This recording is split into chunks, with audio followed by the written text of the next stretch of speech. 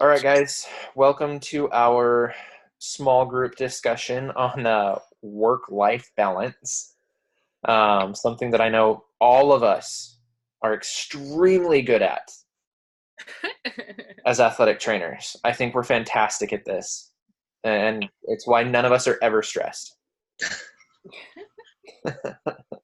Yeah. Um, Good talk. See you guys later. exactly. Good talk. We're done. So a lot of this conversation, I can kind of lead through it if we wanted me to, or we can just kind of see where it goes. But overall, the discussion just needs to be how each of us feels about our work-life balance. Like, do we feel like there's equal time? And if we don't do equal time, do we feel like that's actually a bad thing or a good thing? Um, you know, are you at your optimal life work balance level? What do you wish your current employer would do? Blah, blah, blah, blah. A lot of this is just how are we successfully completing this? Is there anybody that wants to go first? Talk a little bit about their work life. Go ahead, Only because Julia. I'm So probably proud the of only you. one in this group who has some work-life balance. All right. Uh, because I'm gonna get y'all all to come to the industrial setting real quick. Um, that's actually the only reason I took the industrial job was because of the work-life balance. Because I like to say that I identify as a housewife in a working woman's body. Because to me, while I like athletic training, I am not my job, and like everything that I do outside of my job is more important to me than what I do inside my job. Like I want to be really good at what I'm doing, but I don't want to be a career woman. Um and so I literally work 11 to 7, 5 days a week. We get a week and a half off during Christmas. Um we get Thanksgiving and the day after Thanksgiving off. And any time over that 40 hours that you do, you get your time and a half. Because we have to take that week off during Christmas because the factory shuts down, we get 3 weeks of PTO starting out rather than just 2 weeks. Um, yeah, so it's really nice, guys, and we're hiring if you want to come join us. Um, Sounds like so a bomb situation. yeah, and that's why I took it. The only struggle I have with work-life balance is because of the DAT. So I get up at 4 and do workout and homework, and then I leave the house at 4 and I don't get home till 8 o'clock at night. So I just have to be intentional. But again, a lot of that's just because I like to do adventures on the weekend and have panic attacks if I don't do adventures on the weekend. So I wake up at 4 during the week so I can still do those adventures. But Right. so come join the industrial group. It's a lot better for you. We can lead the way in like what athletic training should be. So I can kind of relate to that a little bit. I was getting up super early there for a little while, and it was probably one of the best things I've ever done, just because like I got up early, got my homework sort of done, and then I would spend time with my son in the morning. Mhm. That kind of throws a bit of a wrench in things once you have like a family that you have to take care of, that you want to spend time with. So, I mean, it really was doing a lot for me when I was getting up early, you know, and my days were so much better. And in the last 2 weeks, it's just gone to shit.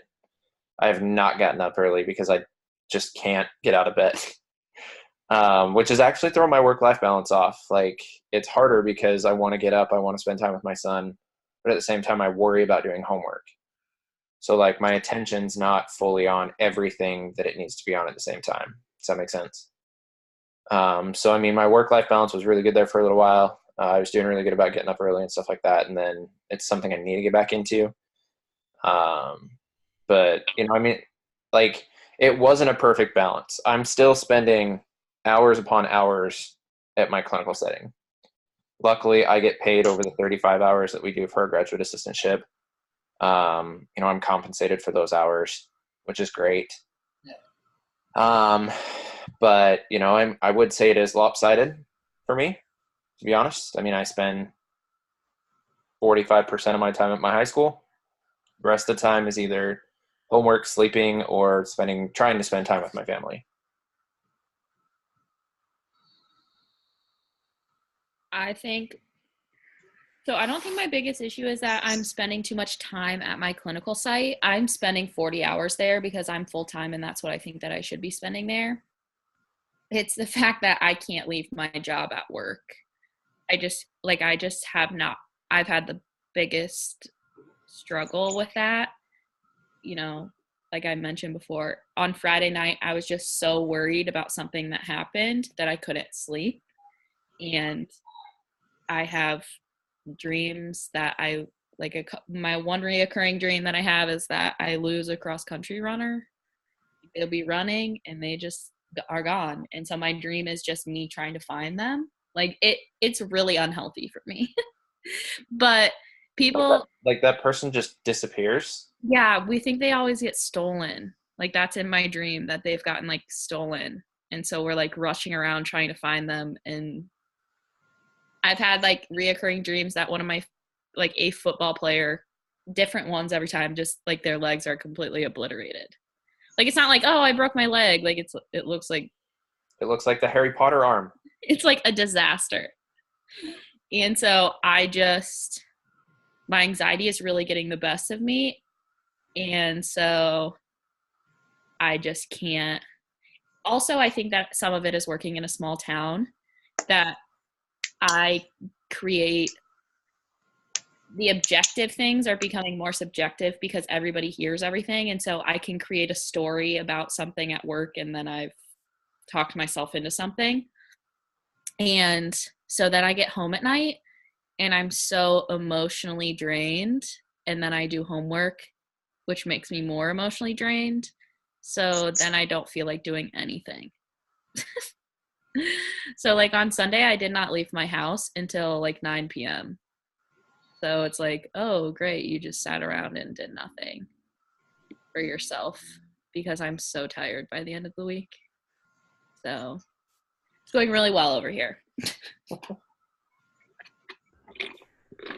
I guess I can go.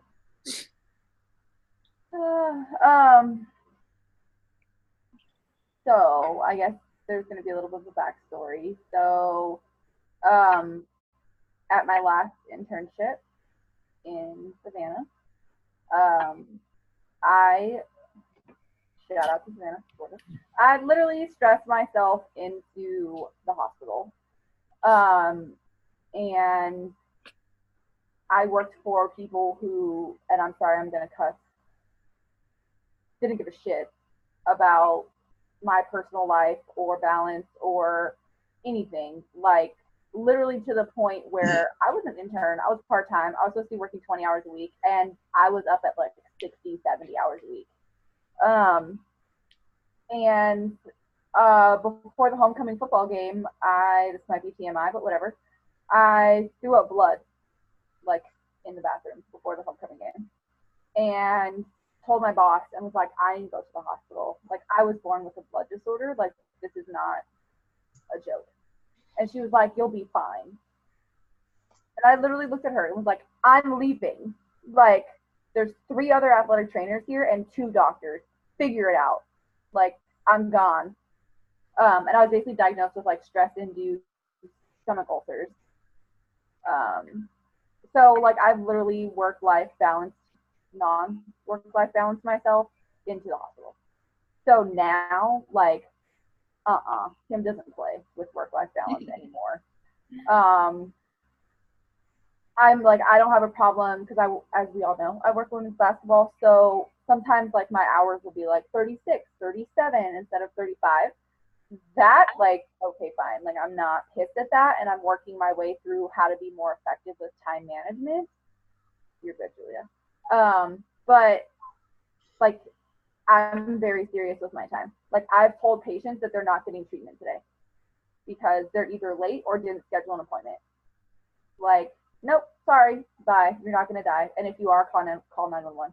Like, and it's not that I don't care. And they know that I definitely care about them and I go above and beyond for them. And that used to be my problem, was I felt like if I didn't work 60 hours, if I wasn't there 24/7, if I didn't like constantly work, it would have come off like I didn't care.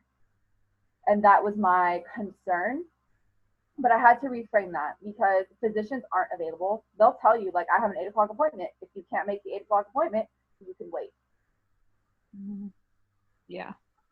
So I've had to How did you utilize change that though? Huh? Like, how did you go from I need to work 60 hours a week to show that I care to telling yourself that you didn't have to do that? Yeah, because I struggle with that hard. I care more about myself. Okay.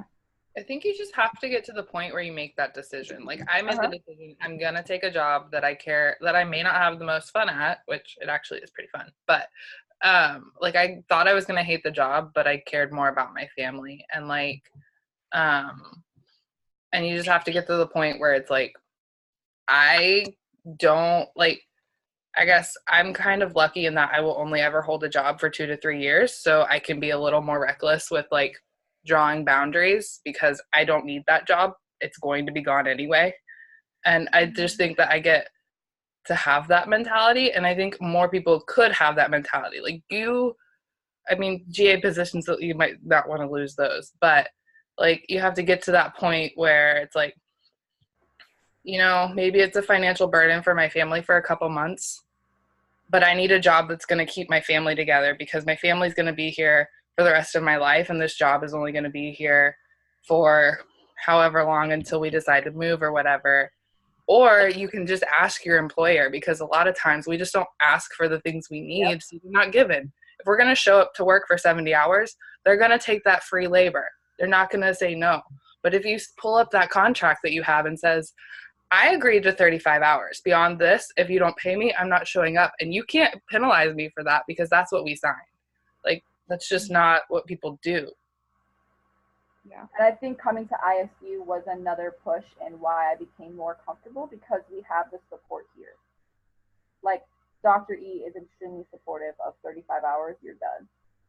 And she implements that. Like, she supports that. So if you go to her, like, I haven't had to yet, but if you go to her and you're like, listen, like, I've consistently been working 60 hours, like, she'll tell you to self-reflect and like, hey, like, okay, let's work on your time management, but simultaneously, like, obviously there's a problem. Let's fix the problem. And at my previous institutions, I didn't have that support from faculty or staff. They expected me to work the 60 hours and they expected me to not get paid. But I will say for me, the biggest change was prioritizing my health and prioritizing my life. Like, I work out every day now. And for me, that's my personal time. Now, granted, I work out on campus. So there's been times where like some of my patients know that I'm working out and they'll come talk to me real quick. And it's been pretty important stuff. Things like that, I don't have a problem with. But the coaches, the other athletic trainers, the other GAs, they all know when Kim is working out, her phone is in a cubby. Like, I'm not by my phone. You can wait 2 hours. And if you can't, call 911.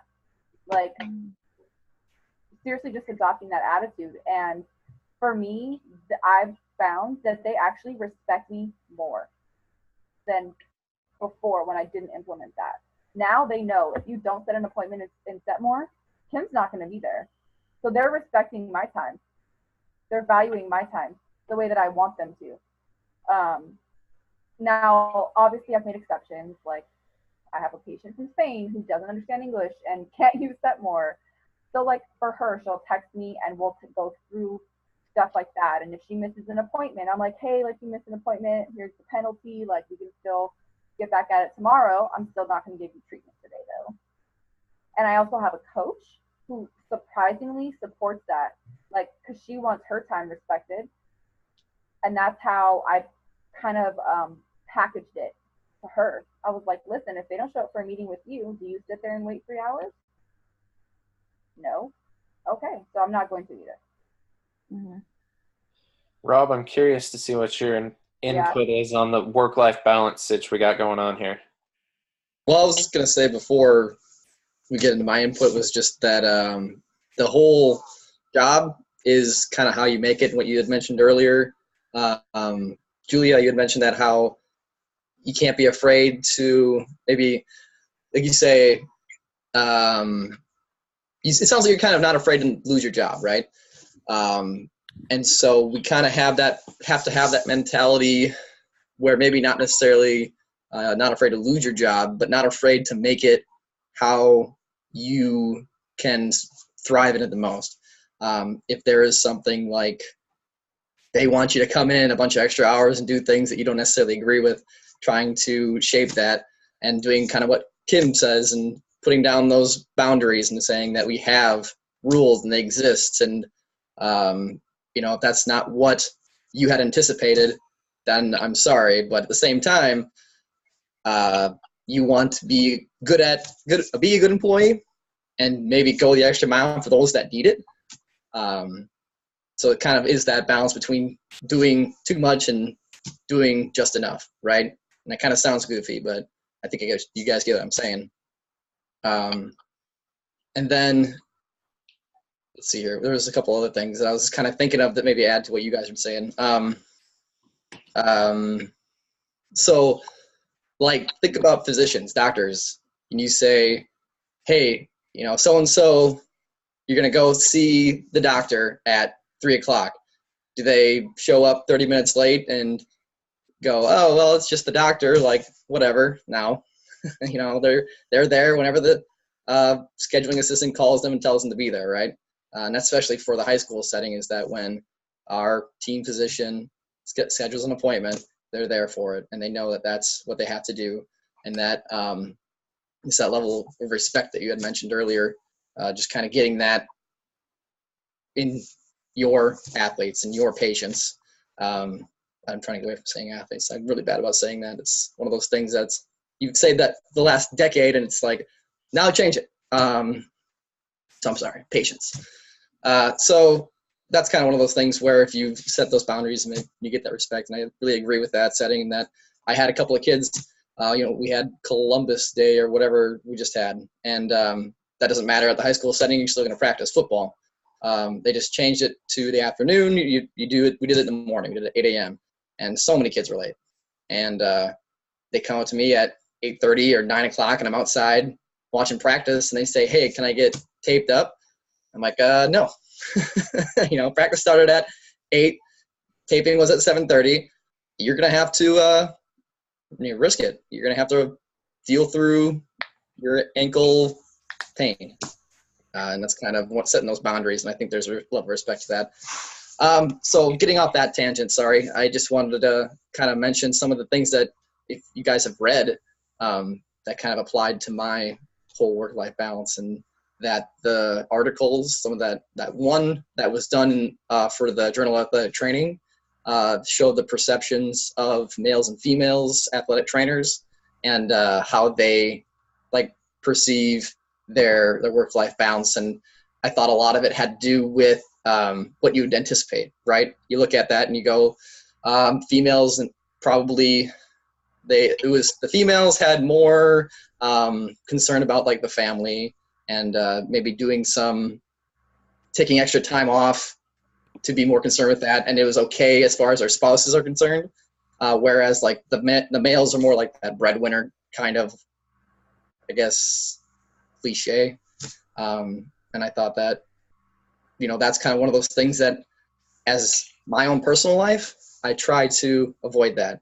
I don't want to be the typical male cliche where you work for 60 hours and never see your family and justify it by saying, well, I have to work to feed my family. I mean, that's fine. You can work to feed your family. But for what I want to do in my life, I don't want to be tied to that job for those 60 hours and have a really strange relationship where it maybe challenges those relationships with your kids or your wife, or in my case, I guess. And I think that's kind of one of the reasons that maybe, I'm 28 and, I've never, as far as I know, I don't have any kids and I'm not married. So, and I think that's kind of one of those things I keep pushing it off. I keep trying to say, I'm not ready to have kids, even though my friends are already having kids and stuff like that.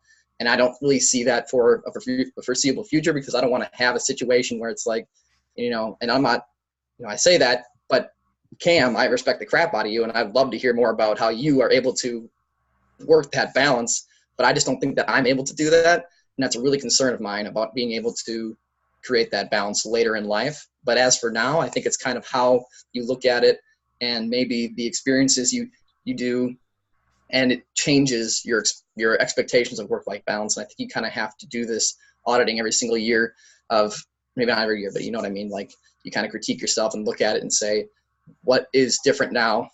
And how does that play into my work-life balance? And how do I do the things that I want to do in my life while still doing the things I need to do that maybe necessarily I don't want to do every single day? Like, I don't want to go into work and work 8 hours every day of my life, but it's one of those things that I try to enjoy the things I can and do the things at home that make the things at work more enjoyable.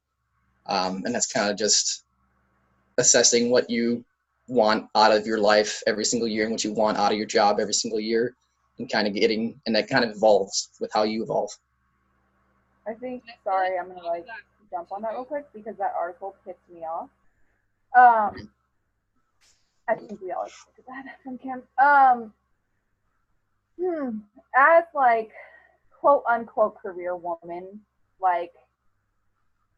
that kind of crap makes my skin crawl, because at the end of the day, and I'm not jumping on any of the men in this group, so please God don't take it that way, but for a man to be at work all the time, society looks at that and they're like, okay, that's a man's job. For a woman to be at work all the time, it's like, wow, you're neglecting your family. That is the box, right? And if we're thinking, me personally, I'm 25. Is that young to be thinking about family and marriage? I guess. But my big thing is how am I ever going to get into a situation where I have somebody who's understanding of my schedule enough to even want to be married or have children? And I think that's where my concern with making sure I'm really making that balance, not just for that, but also for me now. I don't want to be the girl who's just constantly at work and has no friends. I don't want to be the girl who misses holidays. I don't want my mom to have to call me on Christmas halfway across the country because I work basketball and can't leave. I can here, but can't leave. And this is going to get personal, but whatever. My grandmother passed away in 2015. I was a GA. My boss didn't let me leave for her funeral. That's how insane it was. So for me, things like that are just so wrong and so completely unacceptable. But my problem is across the board. I don't think that athletic trainers are putting their foot down. They're falling into it and they're letting it become okay. And that's when people like me who put my foot down, I come around and I'm bad cop because I put my foot down, which you all know I don't care. But it sucks because at the same time I want people to have that balance. You know what I'm saying? I want people to have a life. Yeah, that's what Julia said. You have to go in and you have to set the rules, basically. And work or life is way more important than work. And that job is going to be gone. If you died, that job would still be there. That job would be posted. Life continues on, unfortunately. That's just how it happens. People would be sad, but the job would still be filled. Your family is what matters. Mm-hmm. And then I think too that there's a layer of intentionality with it. So even with having the 40 hours of work that I have, my husband and I only get 2 hours a day together during the week. And on the weekends, I go into panic attacks if we have to go to the grocery store because it feels like wasted time, because it's always is he going to be here? Is he not? Is he going to deploy? Whatever. So what we've done is Mondays, we have marriage meetings where Monday night we talk about everything we need to sustain our marriage, and super intentional with that. I meal prep once a week or once every 6 weeks. I meal prep a month worth of food. There's 45 dinners in my freezer right now. So that way neither one of us has to waste our time cooking when we get home. We can just talk and enjoy each other's company. It just goes in the crock pot, and when we get home, dinner's ready. Like I meal prep all of my lunches every single week because if I don't, I'm eating vending machine food for the week because I don't have time to make the lunches. So it's just like, I know that I need weekend adventures. I know that I need to take care of my physical health, and I know that I need to get the doctorate stuff done. So then I take those needs and I'm like, okay, how are we going to do this? How am I going to juggle everything and do it? I can Agreed. never tell if you guys are being sarcastic about the snaps. Like, did you hate the snaps when I brought up that idea at DAT? Did you like It's really funny and love it. No, I agree with all of that for sure. Like, I honestly prioritize naps now. Like, it's a thing in Kim's life because my team practices at 6 a.m. So I'm up every day at 4. Like, I'm off at noon every day. I work out, I come home, and I nap for an hour. And then I wake up and I do my homework and I meal prep on Sundays and like things like that I make sure that I've like balanced my week with. So now I'm actually in a super bomb place as far as work-life balance is concerned. Like probably the best I've ever been. This is going to sound absolutely ridiculous, but it's kind of the reason that I don't like being in a high school is because my schedule working for a high school is so jacked. Like, I hate working in a high school. And one of the things that's kind of cropped up is like, how can I change this in the future? Like, I actually had somebody ask me that the other day, like, what kinds of things are you going to do to change the mentality of athletic training and the hours? And the biggest thing to me was just like, we weren't hired by the coaches. We're hired by the head athletic, like the athletic trainer. Like, we're hired by somebody who's not the coach. So we kind of like respectfully need to tell them to piss off if they're wanting us to stay obscene amount of hours. Whereas if you're at a high school, you really can't do that because, I mean, everything is so spread out and you have games every single night and, it's hard. Like kudos to the athletic trainers who stick it out with high schools. It takes a special soul. And I'm looking at you two right now that are doing that, like, full time. Like, kudos to you guys because there's no way in hell I could do this for the rest of my life. I need structure. Like, I need one team that's my team that I get to take care of, that I get to set boundaries with, that I get to set rules with. And I think that's actually hard, too, for the position that I'm in right now because it's a GA position. They've never had an athletic trainer before. Like, there's so many things that people don't understand at my high school, at my clinical site, whatever the hell you want to call it, that they don't understand about athletic training. So it's like, I'll get, text in the middle of the night. It's like, hey, I have an athlete that just texted me. What do you think of this? And I'm like, I'm not answering that until tomorrow morning. I got 2 phone calls and 2 text messages on Sunday. I was like, draw the line. Draw on the line. I will answer these phone calls, but that's it. We're done. You can set a rule. Yeah. In your contract, literally. And Cam, you have a beautiful opportunity because you are the first one. Lay the foundation correctly for the next people. Like, literally, and I know it's hard, and like, I'm not trying to come down on you. I'm trying to motivate you. So if it sounds like I'm not, like, literally set a rule. Like, I'm available for phone calls, text messages, whatever kind of communication from this time to this time. If it is after this time, I am not responding. Period. Yeah. Period. Yeah, and that's something that I've been working on, is making sure that like scheduling is all taken care of, that, coaches know exactly when they can get a hold of me, how they can get a hold of me, things like that. Again, and I think part of it might be my mentality. I mean, I came from Division I collegiate sports, and that's what I know, that's what I love.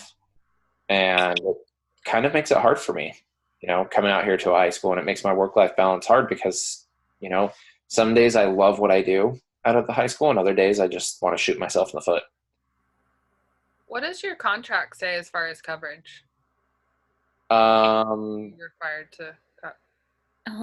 Francis like can games, cover home games and like be at the school. Yeah. So if your team is traveling but you have a team practicing, they want you still at your school, and the other team will have an athletic trainer. Yeah. So a thought that just like popped in my head was, if you could, and I don't know if it will work at your site, but like say you have games all week long, they're home games all week long. So you have to cover all those home games, and that's going to be all of your hours. You fulfill that contractual obligation, but maybe the only people who get treatments outside of that, maybe you give them all home exercise plans, and the people who receive that one-on-one training are maybe the ones who have more serious injuries, and the rest who may need more care than you can give get referred out. And then you should track how many people you referred out, keep a list of maybe people you weren't able to treat, and then you take that as a business case on why you need another athletic trainer. Yeah, so Franciscan actually makes us track all that information. So I have it all from the last like 2 months, 3 months. So it's like it's a process. It's a slow process that I'm slowly trying to improve for whoever comes in after me. It's just frustrating at Do it times. for yourself. Yeah. I don't do things for myself. Do it for your family and that cute little boy. Yeah. So You're gonna start doing stuff for yourself if it's the last thing I do, Cameron. okay, let's do this. We're gonna do it. I'll tell you what, if you can magically make me lose the 8 pounds I gained in the last week and a half when I started working out, that'd be great too. Oh, I've lost 7% body fat in the last 7 weeks. I'm proud of you, Cam. Thanks. I Rob, will give you a plan. Huh? Oh, the snacks. I'll give you a plan, Cameron. Don't play. Okay. We'll get in contact. can you make me Alright. stop having nightmares about patients? Honestly, like, this is gonna. I don't even know. I don't even. Honestly, Kendall, I don't know what to tell you. Like, I wish I had. Me advice. too. Wish I had it. Again. I just need to learn how to compartmentalize, and I don't know how to do that. All right, so we got less than a minute. We might get cut off, but thank you all for your input. I think it's been a fantastic discussion, even if we didn't answer all the questions. Yeah. You know, I think we got a good idea for where everybody's at. Like Kim and Julia's, because I thought everybody was having nightmares. Wait, but for real though, meditation or something like that, and if it doesn't help, go talk to someone. I myself, gonna say earlier this that. week, as I was writing my lit review, was trying to decide, do I need to go back to therapy again? There's nothing wrong with taking care of your mental health. It's true. Do it. So, all right, guys. Thank you so much. I appreciate and love you all. Love you Peace. too. All right. Have a good night, guys. Bye.